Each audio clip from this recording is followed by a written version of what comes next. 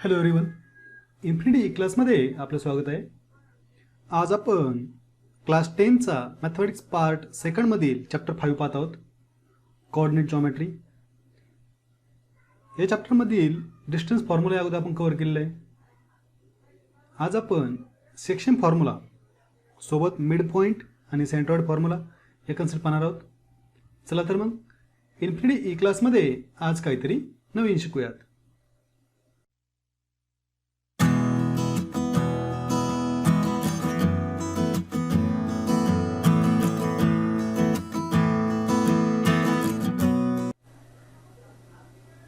चला, सगळ्यात पहिल्यांदा आपल्याला लेट्स रिकॉल म्हणून काही कन्सेप्ट दिल्यात.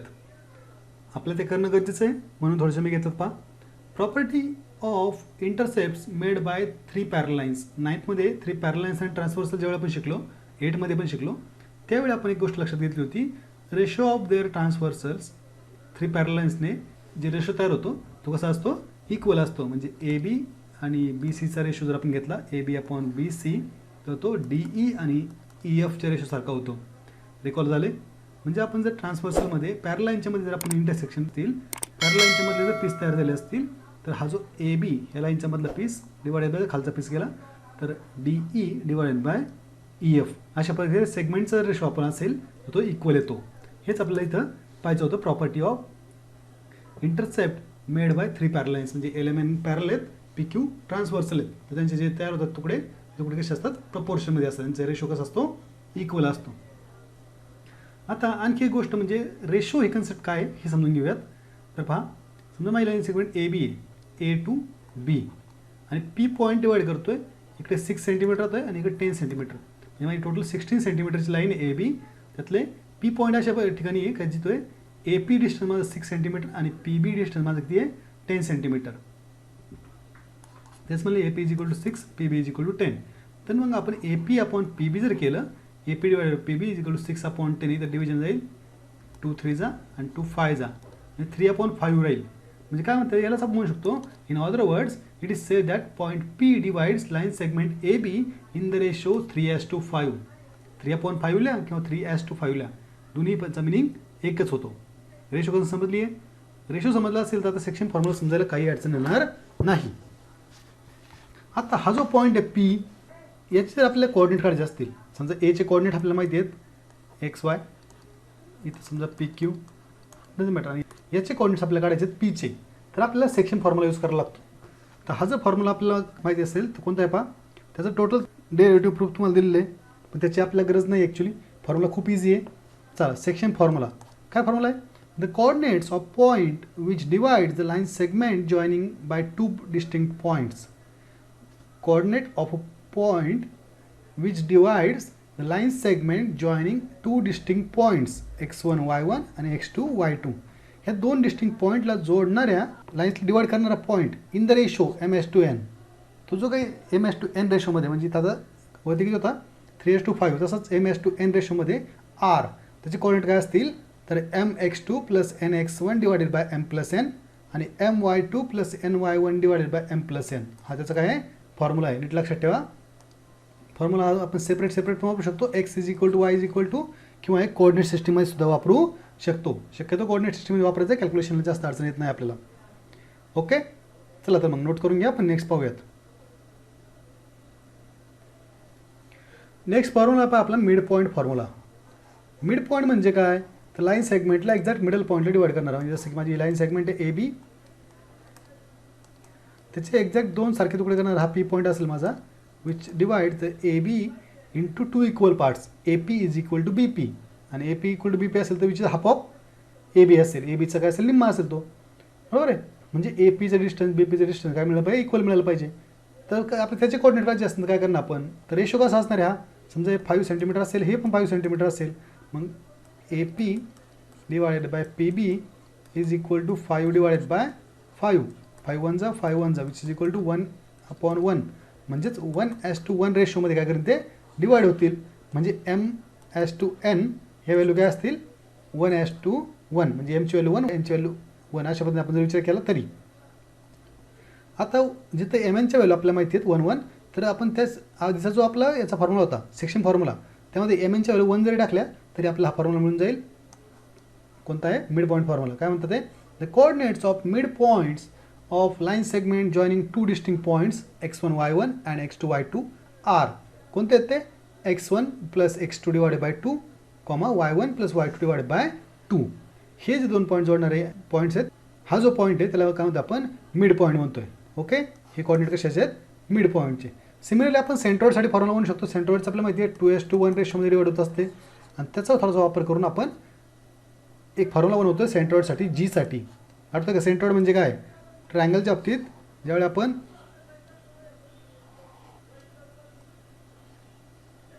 तिन्ही मेडियन ड्रॉ करतो त्यावेळी हा जो पॉईंट असतो जी, त्याला आपण म्हणतो सेंट्रॉइड. मग काय म्हणायचं आहे, if x1 y1 x2 y2 and x3 y3 are the vertices of triangle then the coordinates of the centroid are x1 plus x2 plus x3 upon 3 आणि y1 plus y2 plus y3 upon 3. अशा पद्धतीचे coordinates आपल्याला मिळतील. Formula खूप easy आहेत, calculation पण खूप easy आहे. फक्त लक्षात ठेवा आपल्याला सेंट्रॉइडसाठी 3 व्हर्टिसेस लागतात. म्हणजे इथं समजा x1 y1 आहे, तर इथे x2 y2 आहे आणि इथे x3 y3 आहे. तर आपण सेंट्रॉइडचा फॉर्म्युला काय करू शकतो, g is equal to x1 plus x2 plus x3 divided by 3 comma y1 plus y2 plus y3 divided by 3. अशा पद्धतीने त्याचा फॉर्म्युला करू शकतो. चला दोन्ही फॉर्म्युले छानपैकी नोट करून घ्या. आपण नेक्स्टमध्ये काय करूयात, काही प्रॉब्लेम सोडूयात. चला काय दिलं आहे, प्रॅक्टिस सेट 5.2. क्वेश्चन नंबर 1 आहे, find the coordinates of the point P if P divides the line segment joining the points A in bracket -1 7 and B in bracket 4 -3 in the ratio 2:3. Ratio काय दिलाय 2:3, दोन point दिलेत. म्हणून यात let A in bracket x1 y1 is equal to आणि B in bracket x2 y2 जे दिले ते अजून करून घ्यायचे सोबत अँड M/N जो रेशो दिलाय तो काय दिला लिहून घ्यायचा. याचे कोऑर्डिनेट काय आहेत पहा, -1 7. म्हणजे आपण हे असं अजून करतोय की आपल्या x1 ची व्हॅल्यू -1, y1 ची व्हॅल्यू 7 घेता यावी. x2 y2 किती आहेत आपल्याला, तर B चे कोऑर्डिनेट आहे 4 -3 आणि M/N रेशो काय 2:3. ओके, म्हणजे आता इथून आपण डायरेक्ट व्हॅल्यू पुट करू शकतो. चला मग काय होईल, बायसेक्शन फॉर्म्युला.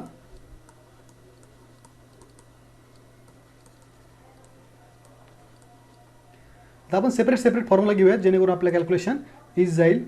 म्हणजे x is equal to mx2 plus nx1 divided by m plus n आणि दुसरा formula y is equal to my2 plus ny1 divided by m plus n.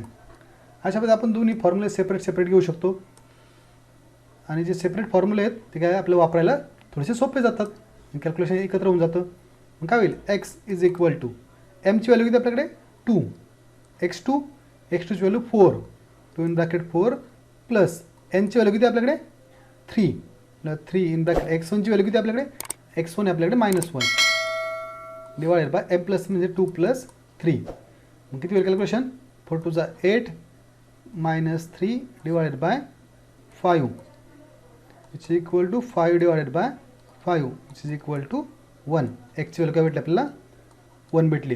तसेच y काढूयात, म्हणजे y इज इक्वल टू mची value 2 in bracket y2 किती आपल्याकडे -3 plus nची value किती आपल्याकडे 3 इन ब्रॅकेट y1ची व्हॅल्यू किती आपल्याकडे 7. Calculation divided by m plus n म्हणजे 2 प्लस 3 विच इक्वल टू 3 2 6 -6 होतील आणि प्लस 21 डिवायडेड बाय 5.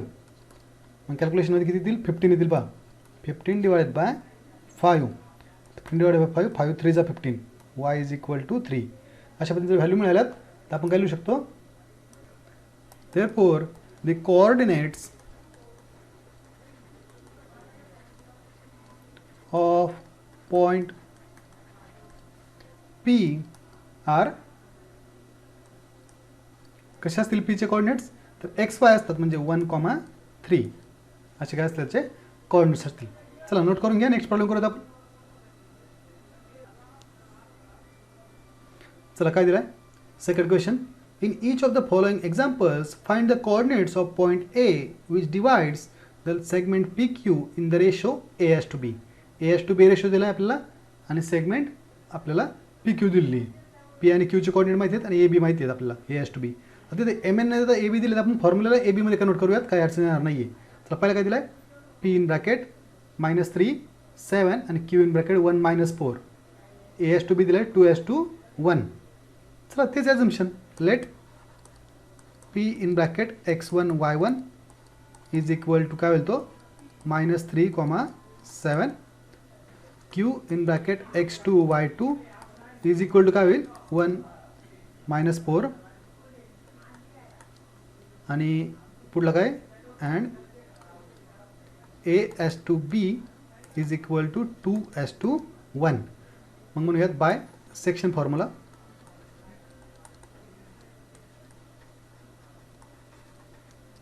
का म्हणता आपल्याला सेक्शन फॉर्म्युला, तर फॉर्म्युला असा आहे आपल्याकडे, एक्स इज इक्वल टू, पहिला काय होता एम आणि एन मधला फॉर्म्युला होता, मी एम ऐवजी ए वापरतोय. A x2 plus B x1 divided by A plus B. मी एम एन ऐवजी फक्त काय वापरणार, ए बी वापरणार आहे.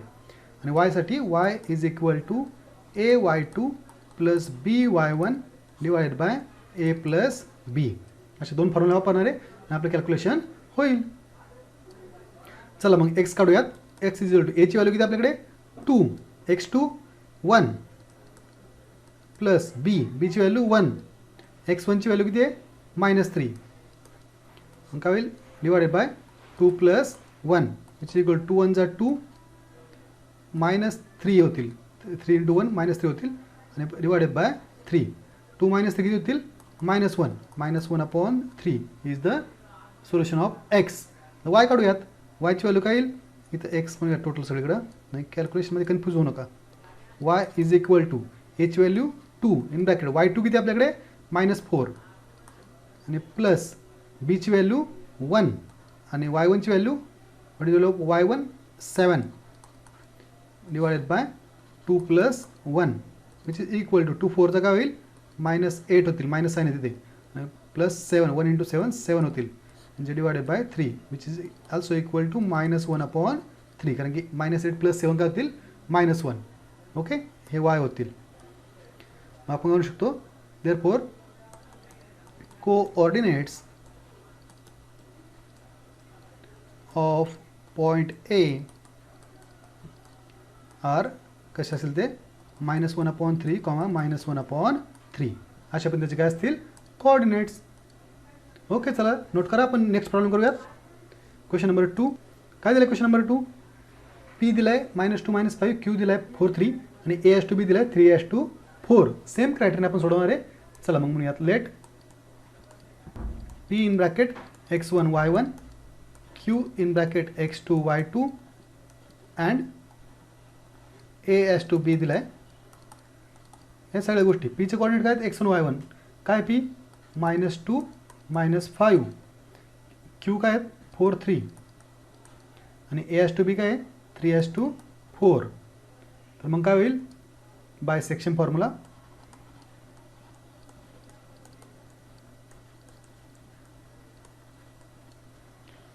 x is equal to ax2 plus bx1 divided by a plus b. y is equal to ay2 plus by1 divided by a plus b. Okay, मग आता एक्समध्ये value टाकूयात आणि कॅल्क्युलेशन करूयात. मग काय होईल विच इज इक्वल टू एची value किती आपल्याकडे 3 इन ब्रॅकेट x2 किती आहे 4 plus b 4 in bracket x1 किती आहे x1ची value -2 divided by 3 plus 4 which is equal to 4 3 होतील 12, 4 2 8 -8 divided by 7 4 divided by 7 4/7 solution येईल. वायची व्हॅल्यू काढूयात. वायमध्ये पुट केलं तर काय होईल एची व्हॅल्यू 3 इन ब्रॅकेट y2 किती आहे 3 आहे प्लस बीची व्हॅल्यू किती आहे आपल्याकडे 4 इन ब्रॅकेट y1ची व्हॅल्यू किती आहे -5 divided by 3 plus 4 which is equal to 3 3 9 होतील 4 5 20 होतील -20 divided by 7 which is equal to -11/7. हा एक्स असेल, वाय. मग म्हणू शकतो देअरफॉर कोऑर्डिनेट ऑफ काय म्हणतात आपल्याला ए आर, तो पॉईंट ए आहे ना आपला, त्यामुळे एचे कोऑर्डिनेट म्हणायचे 4/7 कॉमा -11/7. पहिल्यांदा एक्स नंतर वाय. चला नोट करून घ्या, नेक्स्ट प्रॉब्लेम करूयात.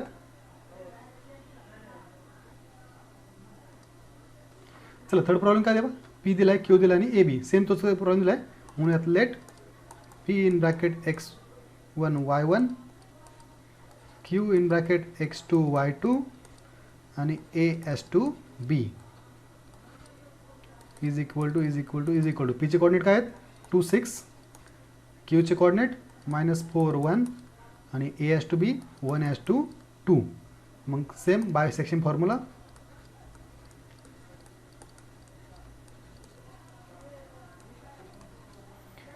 x is equal to a x2 plus b x1 divided by a plus b and y is equal to a y2 plus b y1 divided by a plus b. Okay, मग काय होईल x ची value which is equal to a किती आहे 1 in bracket x2 आपल्याकडे -4 plus b ची value 2 in bracket x1 2 divided by a plus b 1 plus 2 which is equal to -4 plus 4 divided by 3 which is equal to 0 होऊन जाईल. -4 plus 4 0 0 divided 3 पण 0च. Okay, नंतर y ची value टाकूयात. a ची value 1 in bracket y2 what is y2 1 plus b ची value 2 in bracket y1 ची value किती आपल्याकडे 6 divided by 1 plus 2 which equal to 1 into 1 1 and 2 6 are plus 12 होतील. 12 divided by 3 which is equal to 13 divided by 3.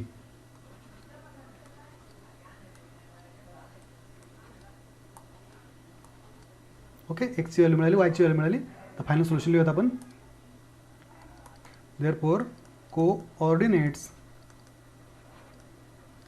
of a are a चे coordinate कसे असतील तर 0 आणि 13/3 0, 13/3 अगोदर x नंतर y.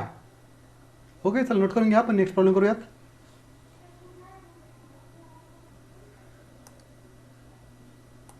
चला थर्ड क्वेश्चन काय दिलाय, find the ratio in which point t in bracket -1 6 divides the line segment joining the points p in bracket -3 10 and q in bracket 6 -8. म्हणजे दोन पॉईंट दिलेत पी क्यू, त्यांना डिवाइड करणारा point पण दिला आहे. आपल्याला रेशो काढायचा आहे. खूप इझी आहे पहा. रेशोसाठी आपल्याला फक्त एखादा जरी फॉर्म्युला माहिती असेल तरी खूप होतोय. चला म्हणूयात let T in bracket XY नंतर P in bracket X1 Y1 and Q in bracket X2 Y2 is equal to what is of T. टीची व्हॅल्यू आपल्याकडे पहा -1 6, त्यानंतर पी ची व्हॅल्यू आपल्याकडे -3 10, त्यानंतर आपल्याकडे क्यू आहे 6 -8. ओके, चला इथे अँड म्हणा शेवटीला. आता बाय सेक्शन फॉर्म्युला आपल्याला काय काढायचं आहे MS2N काढायचं आहे. सेक्शन फॉर्म्युला एक सिंगल फॉर्म्युला खूप होतो, आपण एकचा वापरूयात. x is equal to mx2 plus nx1 divided by m plus n. आठवतोय फॉर्म्युला, या अगोदरच केले तर आपण खूप सारे, फक्त ए बीमध्ये केले होते, आता एक एम एनमध्ये वापरायचं आहे. स्टँडर्ड आपला एम एन वापरून टाका. एक्सची व्हॅल्यू काय आपल्याकडे, एक्सची व्हॅल्यू -1 आहे पहा, इज इक्वल टू एमची व्हॅल्यू किती आहे माहीत नाही, x2 किती आहे, x2 आपल्याकडे 6 आहे, इथं 6 होईल, प्लस एनची व्हॅल्यू किती आपल्याकडे माहीत नाही, आणि x1 किती आहे तर x1ची व्हॅल्यू आपल्याकडे -3 पहा, divided by m plus n as it is.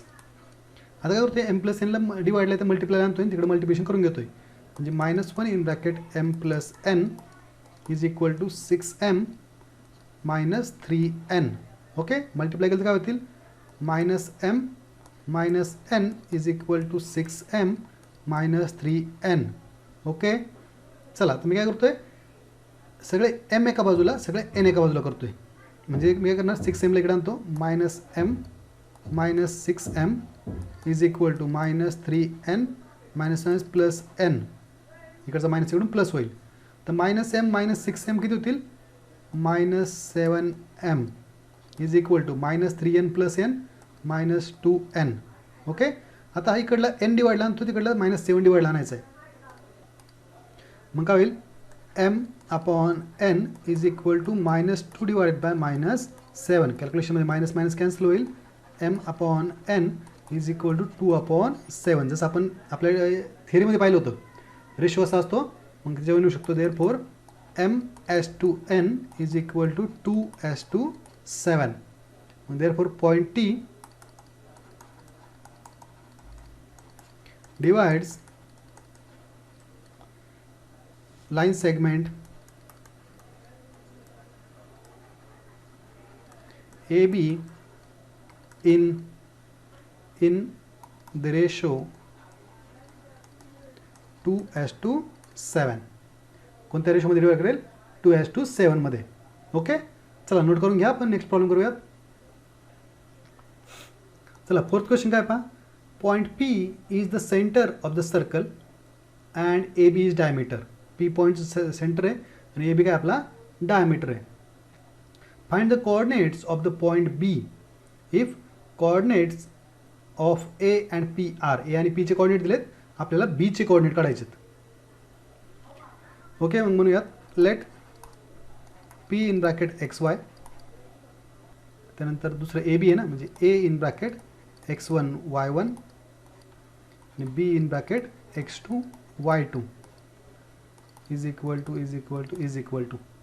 आता P चे कोऑर्डिनेट काय आपल्याकडे, तर P चे कोऑर्डिनेट आपल्याकडे -2 0 आहेत पहा, -2 0. A चे कोऑर्डिनेट आहेत का, A चे पण आहेत. किती आहेत, 2 -3 आणि B चे आहेत का, तर B चेच आपल्याला काढायचे आहेत. तर मग म्हणूयात क्वेश्चन मार्क. ओके. आता since P is center of circle and AB is diameter. Therefore, P is midpoint of AB. Obviously, center काय असतो, diameter चा midpoint असतो.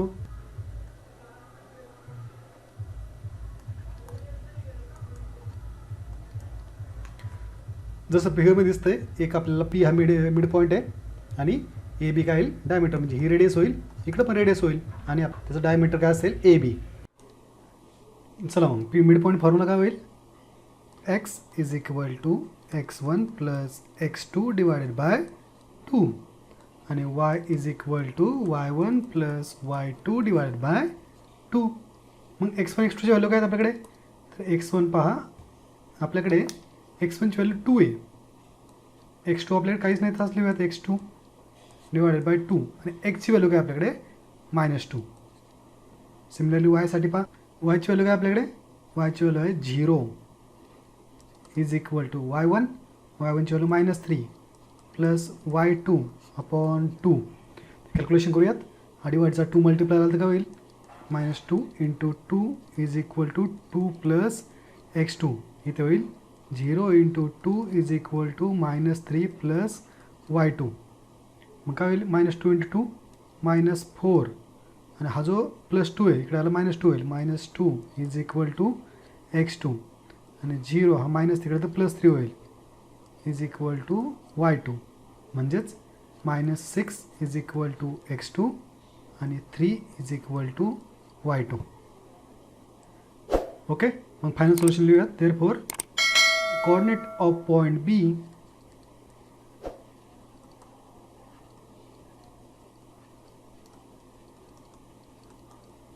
आर काय असतील ते कोऑर्डिनेट, तर x2 y2 म्हणजेच -6 आणि 3. ओके. चला नोट करून घ्या. आपण नेक्स्ट प्रॉब्लेम पाहूयात.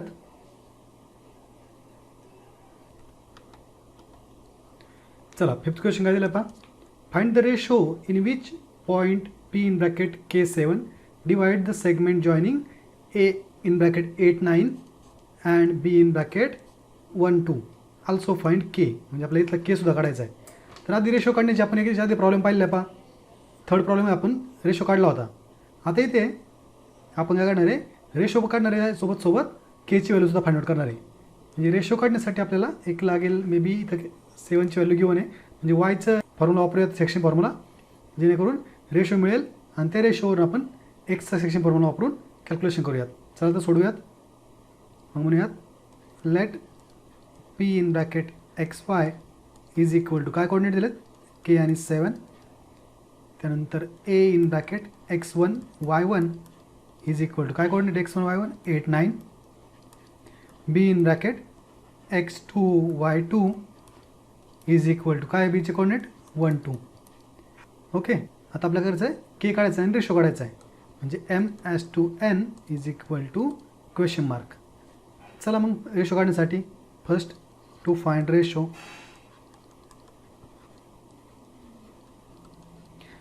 काढण्यासाठी आपण काय करणार, ratio m/n bye section formula.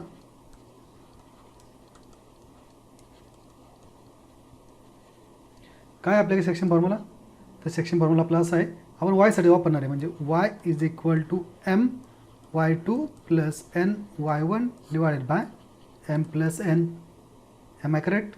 बरोबर आहे. चला वायची व्हॅल्यू काय, वायची व्हॅल्यू आपल्याकडे 7 पहा, वायची व्हॅल्यू काय 7 इज इक्वल टू m माहीत नाही m y2ची व्हॅल्यू किती आहे 2 प्लस n y1ची व्हॅल्यू किती आहे 9 divided by m plus n. हा जो m प्लस n डिवाइड आहे त्याला multiply पाठवूयात.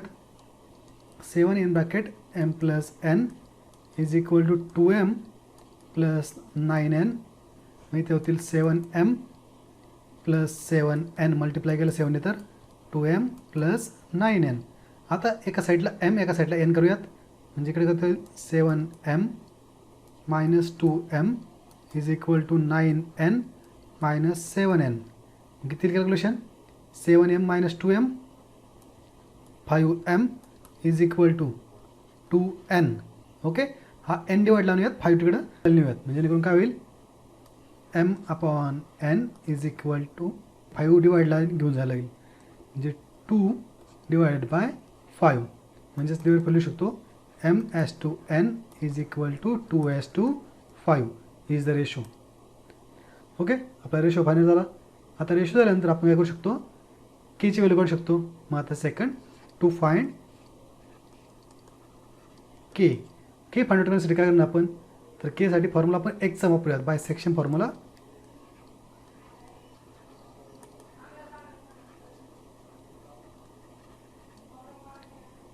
x is equal to mx2 plus nx1 divided by m plus n. What is value of x, एक्सची value आपल्याला K पहा, के is equal to इथं आपली value ना ती घेतली mx2. What is value of एमची आता इथं व्हॅल्यू आपल्याकडे 2 आहे पहा, 2 in bracket x2. What is value of x2ची व्हॅल्यू 1 प्लस एनची व्हॅल्यू 5, x1ची व्हॅल्यू किती आपल्याकडे 8 डिवायडेड बाय 2 प्लस 5.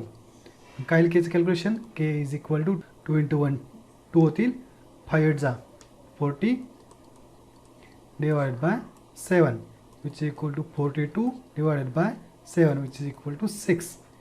केची व्हॅल्यू काय वाढेल 6. ओके, चला नोट करून घ्या, आपण नेक्स्ट प्रॉब्लेम करूयात.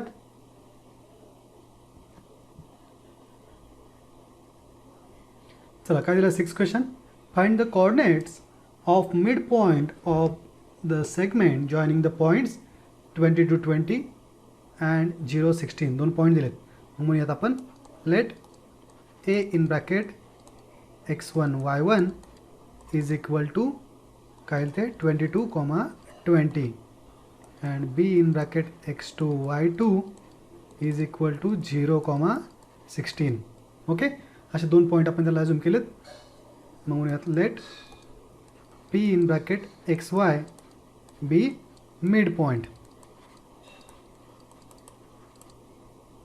ऑफ पॉइंट्स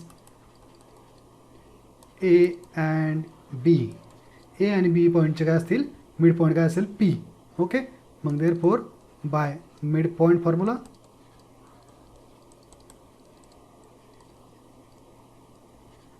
काय म्हणतात, मिड पॉईंट फॉर्म्युला काय आपल्याकडे x is equal to x1 plus x2 divided by 2 आणि y is equal to y1 plus y2 divided by 2. आता एक्स काढण्यासाठी आपण काय करणार आहे, which is equal to X is equal to what is of x1. x1ची value 22, x2ची value 0 divided by 2 आणि y1ची व्हॅल्यू किती आपल्याकडे, y1 आहे 20, y2 16, 20 plus 16 divided by 2 which is equal to 22 plus 0 किती होतील 22 डिवायडेड बाय 2 आणि इकडे 20 प्लस 16 36 डिवायडेड बाय 2 म्हणजे व्हॅल्यू येईल 22 डिवायडेड बाय 2 11 आणि 36 डिवायडेड बाय 2 18. ही झाली वायची व्हॅल्यू आणि इकडे ही एक्सची value. Okay,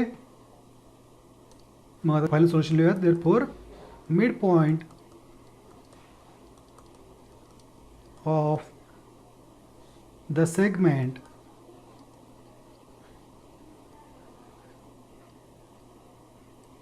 joining the points 22, 20 and 0, 16 is काय येईल तो पॉईंट, तर x आणि y म्हणजेच 11, 18.